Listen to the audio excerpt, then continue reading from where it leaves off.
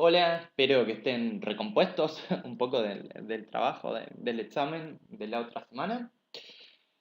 Vamos a seguir, creo que el texto que tenemos para esta semana, para esta clase, el problema que vamos a estar estudiando es en cierta medida, para mí, el que le da sentido a toda la secuencia didáctica que tengo pensada para el siglo XIX. No quiero decir que a nivel general lo que vamos a estudiar sea el problema del siglo XIX o el único enfoque válido o el mejor, pero sí el material que vamos a estar trabajando durante esta semana es el que, eh, por lo menos como entiendo yo la historia del siglo XIX, es el material que nos va a servir para entender los procesos que ya vimos y los procesos que vamos a seguir viendo y lo que le va a dar sobre todo un cierre, una gran integración a toda esta parte de la materia, así que es bastante relevante.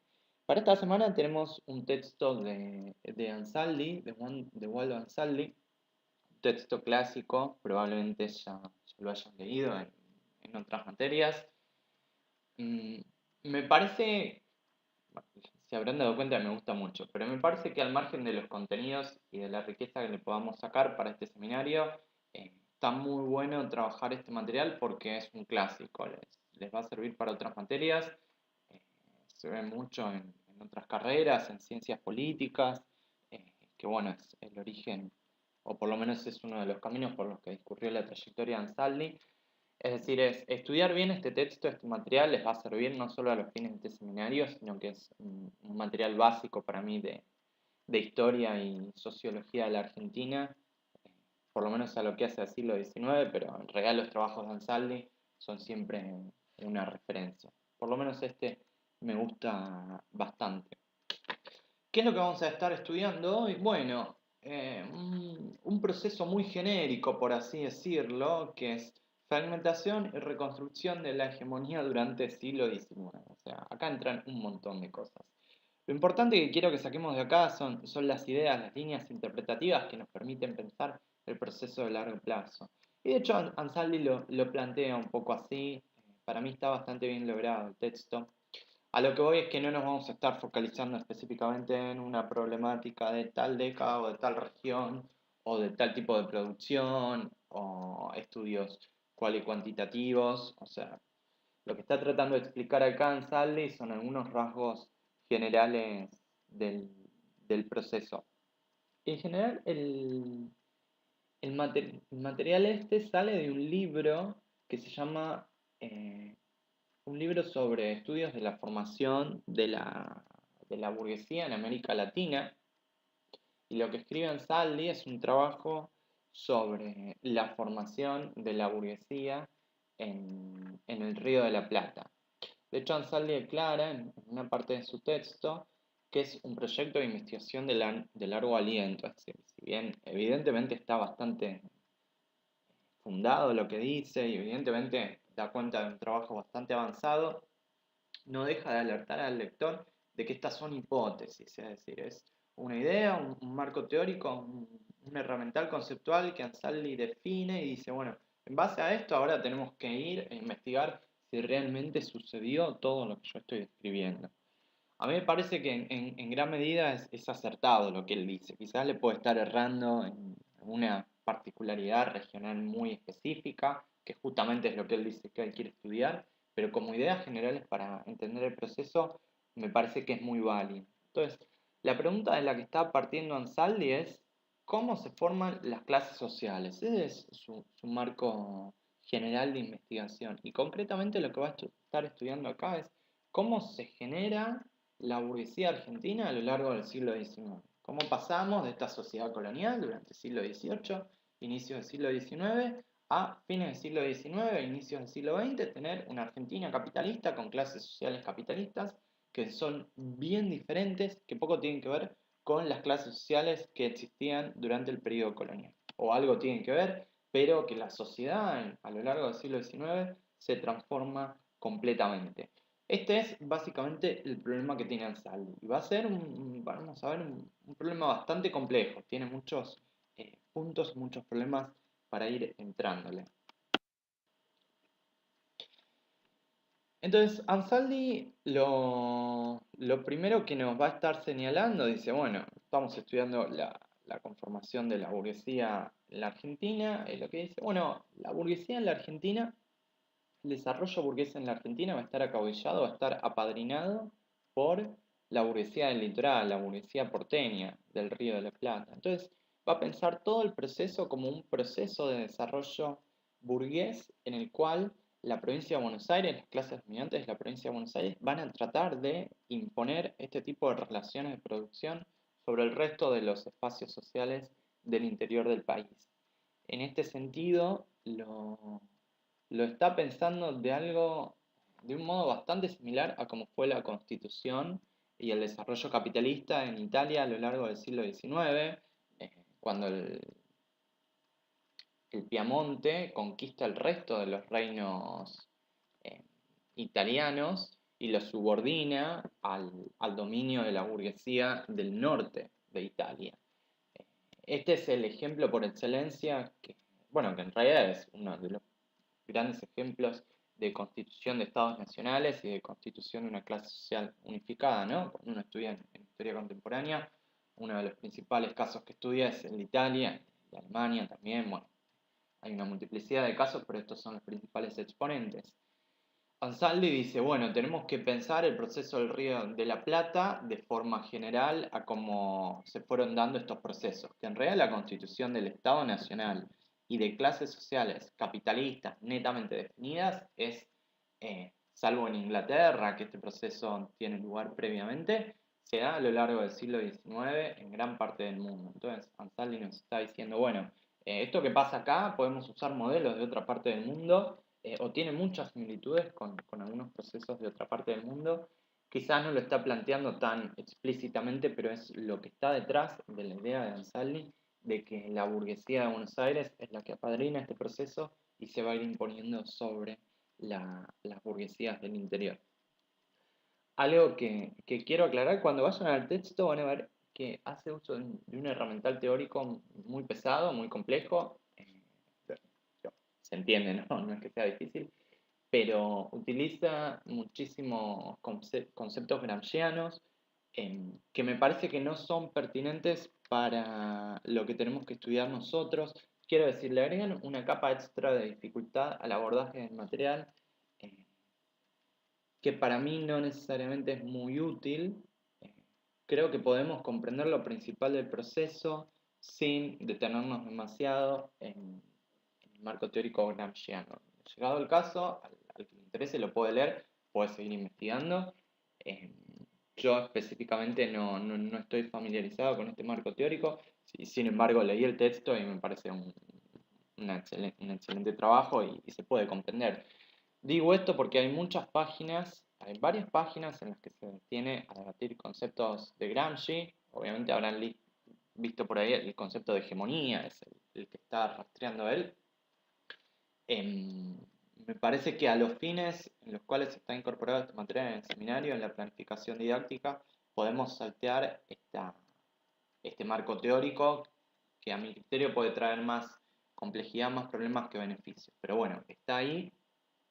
Mi consejo es que lo lean por arriba. Bien, hecha esta aclaración, ¿cuál es el contexto en el cual empieza a pensar Ansaldi? O sea, en las primeras líneas del trabajo, en las primeras páginas nos está diciendo, bueno, todo este proceso de conformación de clases sociales en la Argentina, de desarrollo capitalista durante el siglo XIX, específicamente la primera mitad, ¿no? El contexto en el cual tiene inicio este proceso, está atravesado por la doble revolución europea, por este marco que está dado por la revolución industrial inglesa y la revolución francesa, o sea, una serie de transformaciones económicas y políticas que le están dando forma a este mundo capitalista, a este mercado mundial capitalista que está tomando lugar principalmente en las principales potencias europeas todavía. Estados Unidos también, pero bueno, lo dejamos un poco al margen. De hecho, podríamos a lo Lynch hablar de todas las revoluciones americanas. Bueno, no es el caso. Entonces, no tenemos que perder de vista que lo que está pasando en el contexto local está fuertemente vinculado con las transformaciones económicas, las transformaciones sociales que se están dando a nivel mundial. Y esto ya es algo que debe resultar bastante obvio, especialmente con todo lo que venimos diciendo, todo lo que estuvimos analizando de circuitos mercantiles, integración del Río de la Plata al mercado atlántico, la cuestión de los precios, la exportación de los cueros. O sea, es bastante evidente que los procesos sociales que se desatan en el Río de la Plata están fuertemente vinculados con las transformaciones que se están dando a nivel mundial. Incluso más si uno quiere pensar, y esto excede los límites del seminario, pero está bueno tenerlo como referencia. La decadencia del Imperio Español está vinculado en cierta medida con una decadencia de una potencia de antiguo régimen que no se va a ir adaptando a este contexto de progresivo surgimiento de un mercado mundial, de un mercado capitalista liderado por nuevas potencias más jóvenes como Inglaterra y Holanda, que le van disputando progresivamente el dominio de los mares y el dominio de las rutas comerciales. Que de hecho, con una de las formas en que llega la crisis imperial al Río de la Plata es a través de los lazos comerciales. España es incapaz de mantener el predominio comercial sobre el Río de la Plata. Y después de ahí podemos seguir hilando cuestiones políticas, militares y demás. Pero a todas luces el proceso político local está atravesado, no se puede dejar de entender sin lo que está pasando, sin estas transformaciones mundiales que se están dando en el centro europeo. Ya bajando al contexto local, ¿qué es lo que nos está diciendo Ansaldi? Bueno, el siglo XIX es un siglo de crisis orgánica. Por una cronología, entre 1806 y 1880 se va a dar este proceso de transformación, pero es un proceso de transformación que básicamente es un proceso de crisis. Lo que nos dice Ansaldi es que muere lo viejo sin nacer lo nuevo todavía. Es decir, murió el orden colonial, murió el sistema político, murió el sistema social, murieron las relaciones de producción precapitalistas, pero todavía no terminó de nacer lo nuevo. ¿Cuáles son los hitos que él señala como inicio y fin de este proceso? Bueno, inicio de este proceso, las invasiones inglesas, y es un poco para ponerle una fecha. Las invasiones inglesas están dando cuenta de dos cosas: de la incapacidad política y militar de España, de mantener el predominio de sus colonias, pero también de la existencia de un poder militar y político autónomo en el Río de la Plata capaz de mantener el orden social o de imponer cierto orden social y político. En este sentido es que se reconocen las invasiones inglesas como, por así decirlo, el principio del fin del dominio colonial español. De hecho, esto es prácticamente lo que plantea Alperindón en Revolución y Guerra: las invasiones inglesas, la militarización de la ciudad de Buenos Aires, la formación de un poder autónomo, etcétera, etcétera. Creo que no va exactamente por ese lado de lo que plantea Ansaldi, digo, cómo lo sigue trabajando, pero la idea de que las invasiones inglesas son un quiebre en el orden colonial es algo que está bastante aceptado en la historiografía. ¿Y esta crisis orgánica cuándo termina? Bueno, cuando este desarrollo capitalista realmente termina de imponerse en el Río de la Plata y también, por poner una fecha, pero fecha con bastante criterio, dice, esto termina de cristalizar en 1880 con la conformación de un Estado Nacional sólido. O sea, entre 1860 y 1880 se va dando el proceso de consolidación definitiva del Estado Nacional y en 1880 ya tiene una forma acabada en donde las relaciones sociales y el equilibrio político están restablecidas y lo nuevo ya existe. De hecho, son los recortes tradicionales eh, de la cronología argentina: periodo colonial, eh, siglo XIX, o sea, tenemos Argentina 1, que suele llegar hasta periodo colonial, Revolución de Mayo, 1820, depende, Argentina 2, Argentina 3, suelen seguir más o menos estos criterios, si bien son consensos historiográficos, en realidad algo de alguna lógica detrás tienen, que la sociedad en cada uno de estos periodos ha presentado rasgos bien específicos. Después vamos a ir estudiando algunas cosas post 1880. No vienen ahora a colación. Pero bueno, está bueno tener en mente como estos tres grandes momentos, ¿no? Sociedad colonial hasta 1880, un momento de consolidación que coincide en gran medida con lo que Alperín denomina la larga espera. Igual la larga espera de Alperín es un poco más corta que la crisis orgánica de Ansaldi, pero más o menos corresponde a los mismos problemas. Después un periodo donde la Argentina moderna, este modelo agroexportador, ya está consolidado. Entonces, tenemos un proceso de crisis orgánica entre 1806 y 1880.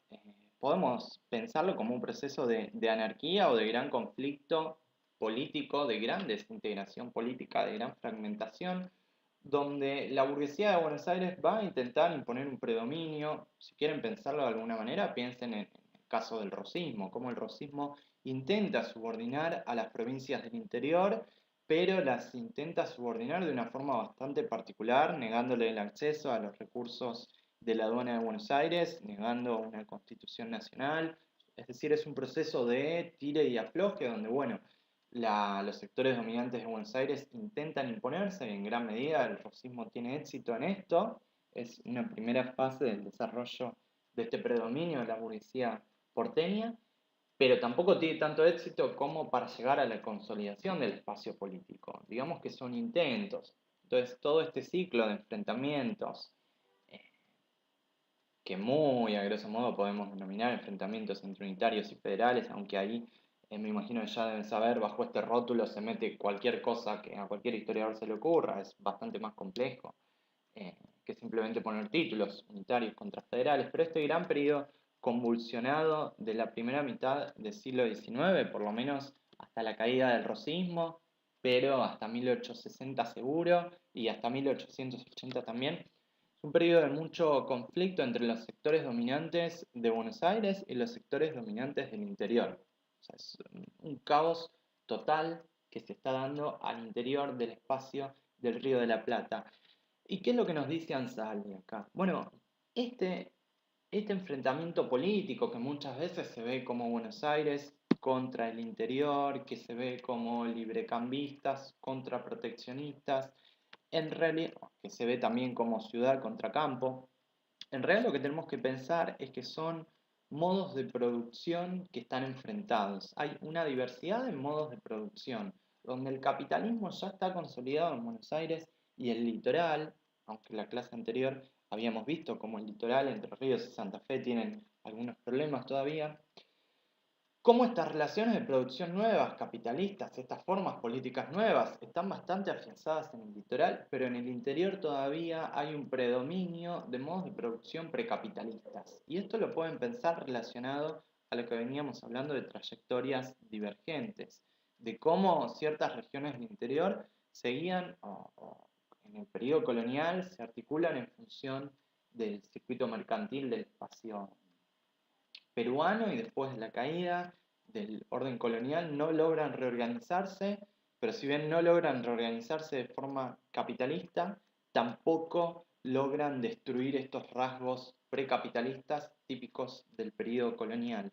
Entonces, lo que nos está diciendo Ansaldi es que hay un enfrentamiento, o sea, entre modos de producción que se representa, cuando uno lo va a ver, lo va a buscar, se representa a través de enfrentamientos políticos, enfrentamientos militares, que han recibido un montón de rótulos historiográficos como estos que nombré: Buenos Aires contra el interior, ciudad de contracampo, libre cambio contra proteccionismo, pero que en realidad lo que está demostrando es que, lo que dijimos antes, lo viejo no murió y lo nuevo no nació. El capitalismo del litoral todavía no es tan fuerte como para imponerse en todo el espacio geográfico de las Provincias Unidas, y todavía quedan resabios de lo antiguo en las provincias del interior. ¿Qué es lo que va a ir pasando? Ansaldi esto no lo nombra tanto, es una apreciación mía, pero me parece bastante coherente. El litoral tiene que enriquecerse, todavía tiene que tener la capacidad de generar y movilizar riquezas en cantidad suficiente como para poder subordinar a las provincias del interior. En 1820, 1830, 1840, si bien Buenos Aires se enriquece en términos relativos, esta riqueza no alcanza para conformar una un espacio político a nivel nacional, un espacio de acumulación capitalista a nivel nacional, y obviamente esto va a estar vinculado con algunas transformaciones que se van a ir dando en el mercado mundial, en la escena mundial. Si uno lo piensa, la consolidación definitiva de, de este problema de la burguesía del Río de la Plata se va a dar entre 1860 y 1880, y no es casual que esto se dé en el contexto de la Segunda Revolución Industrial.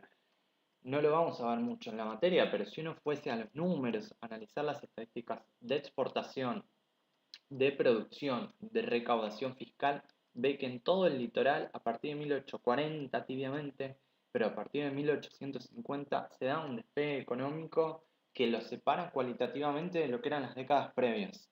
Ejemplo, si uno analiza la recaudación fiscal de la provincia de Buenos Aires, en la década de 1850 crece muchísimo. Entonces, lo que el Estado de Buenos Aires puede hacer en 1860 con Mitre no tiene nada que ver con lo que podía hacer Rosas en 1845 o en 1850, al margen de las estrategias políticas y las alianzas de clase que estuviesen detrás de cada uno, ¿no? Entonces, este periodo de subordinación, de expansión del capitalismo hacia el interior del país, también es un periodo donde la región del litoral se está enriqueciendo. O sea, tengan en cuenta que la década de 1850 y de 1860 también son años de gran expansión económica que van a permitir la generación de ciertos mecanismos que van a habilitar la expansión o la integración de las provincias del interior al proceso de expansión capitalista liderado por la provincia de Buenos Aires.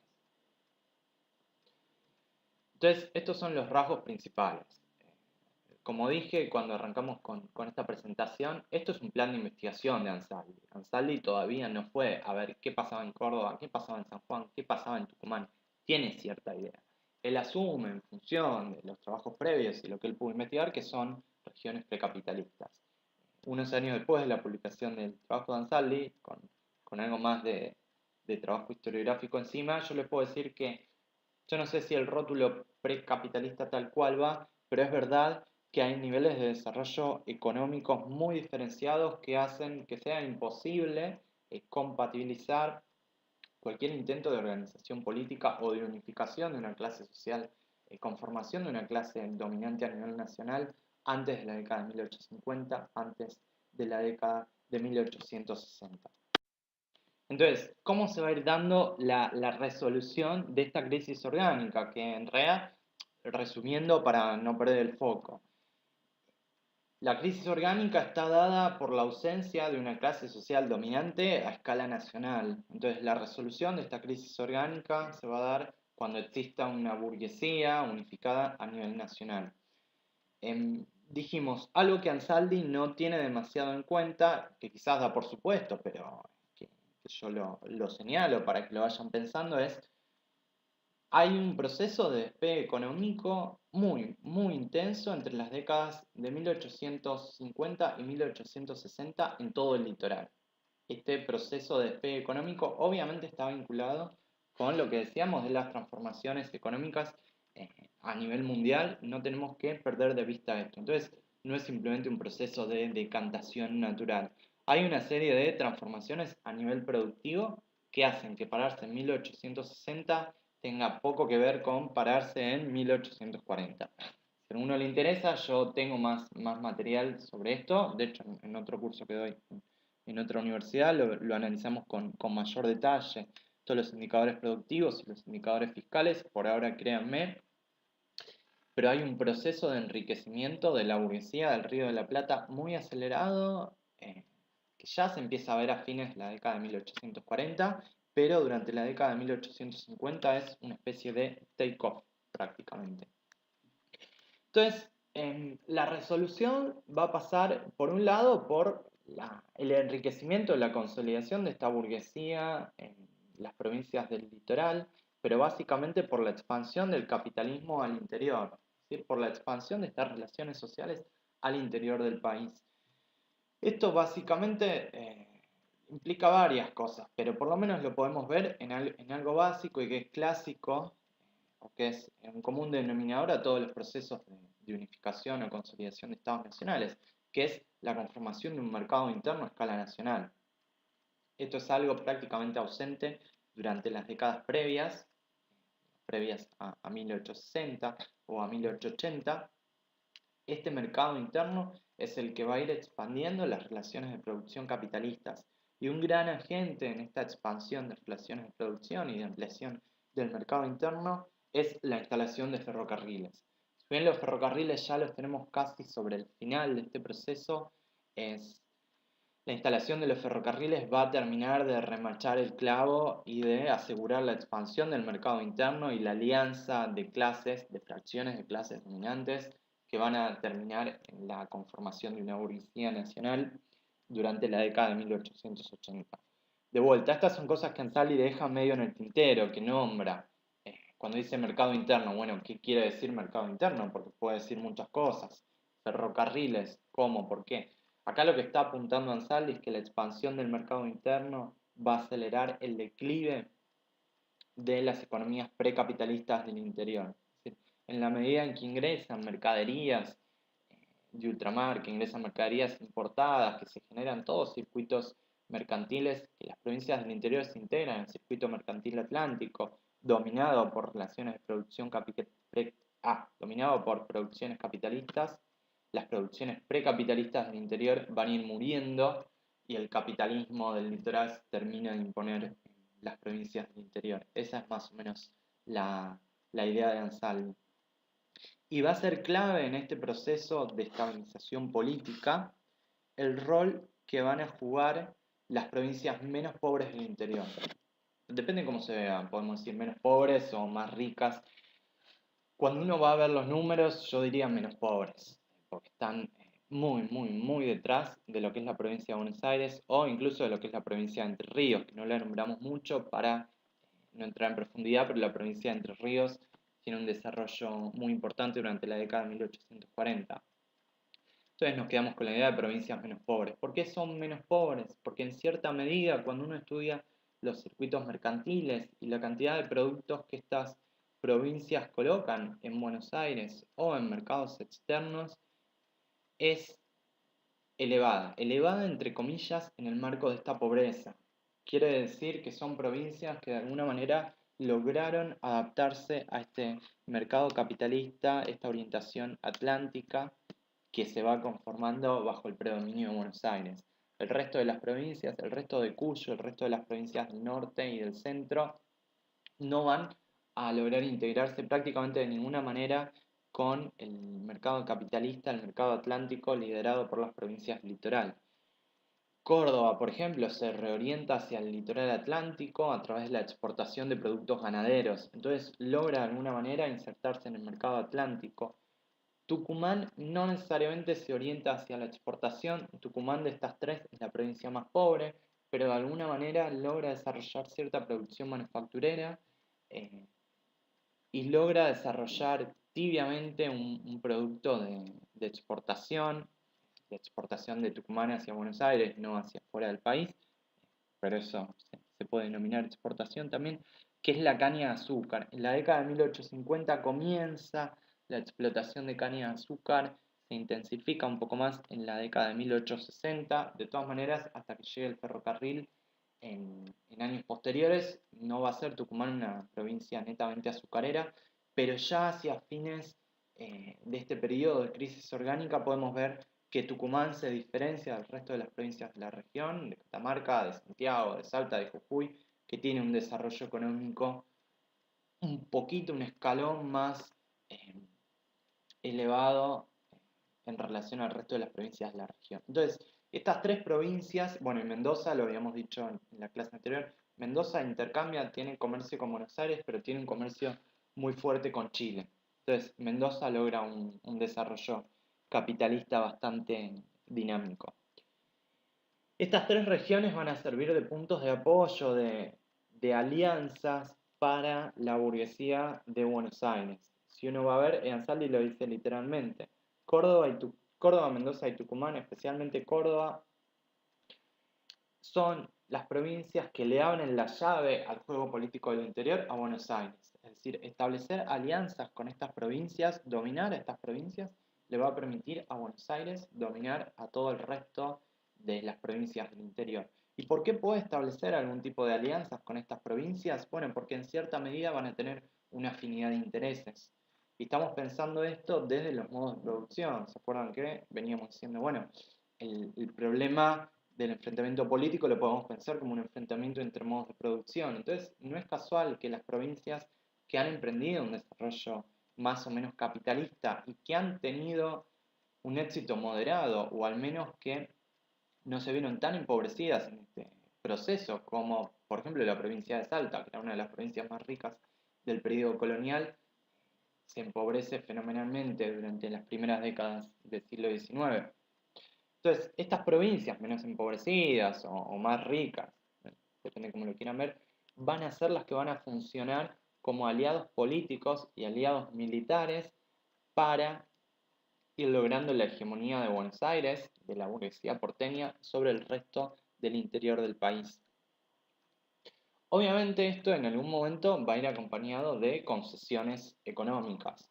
Por eso yo decía, falta que la burguesía del litoral se enriquezca como para poder estabilizar la situación. ¿Por qué? Bueno, por dos cuestiones. Primero, porque organizar un Estado nacional es caro. Precisás recursos. Eso es básico. Precisás recursos, precisás recaudar impuestos. Organizar un Estado nacional es caro.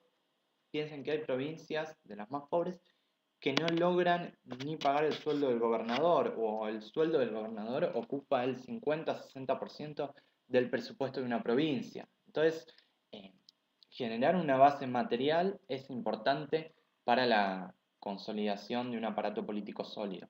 Pero además de esto, lo que se va a ir dando es que las provincias del interior van a ir demandando que Buenos Aires reparta sus riquezas, que reparta la recaudación de la aduana, pero además le van a exigir o van a poner sobre la mesa de negociación una serie de concesiones que en general van a pasar por la extensión del ferrocarril y la colocación de los productos regionales, de estas economías regionales, en el mercado de Buenos Aires.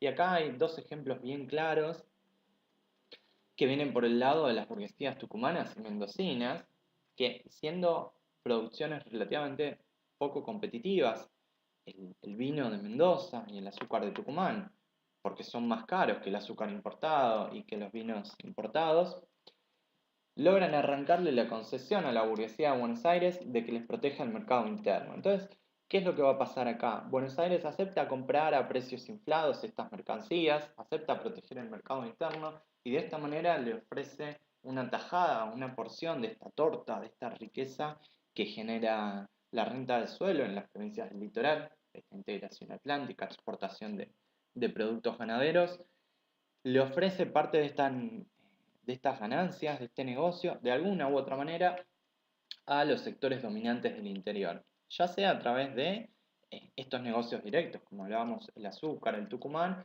o a través de algunas cuestiones indirectas como la extensión de líneas ferroviarias, la construcción de obras públicas, la contratación de empleados públicos.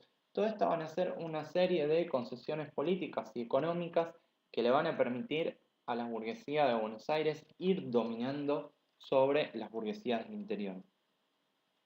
De hecho, este ya es un juego político que empezó durante el rosismo. Si uno analiza los presupuestos de varias provincias del interior durante el rosismo, va a encontrarse que una parte importante de los recursos fiscales, por ejemplo, de Santiago del Estero o de Santa Fe, en algún momento de Entre Ríos también, aunque no tanto, provienen de contribuciones directas de la Tesorería de Buenos Aires.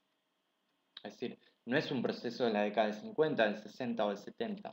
Buenos Aires siempre intentó, digamos así, comprar, entre comillas, la adhesión política de las provincias del interior. Pero para esto obviamente va a necesitar tener una base material suficientemente sólida que le permita establecer este juego de alianzas duradero y que sea estable y creciente a lo largo del tiempo.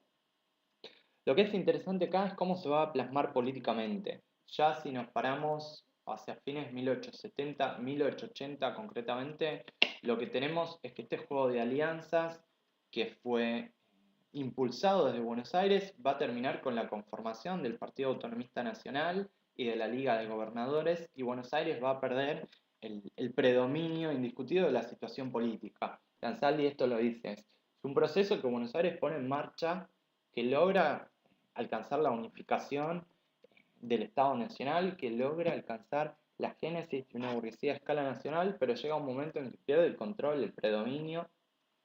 ¿Por qué pierde el predominio? Y porque tiene que generar alianzas, tiene que ceder parte del poder económico, parte del poder político a las burguesías, a los sectores dominantes del interior, y esto va a terminar dando lugar, va a tener una representación política en lo que fue el orden conservador a través del Partido Autonomista Nacional o la Liga de Gobernadores. Piensen lo siguiente, de Sarmiento en adelante, por lo menos hasta Juárez Selman, han sido todos presidentes del interior.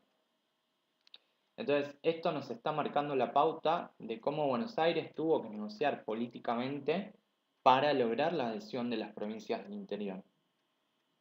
Algo más básico de pensar es el Congreso. Piensen cómo funciona el Senado.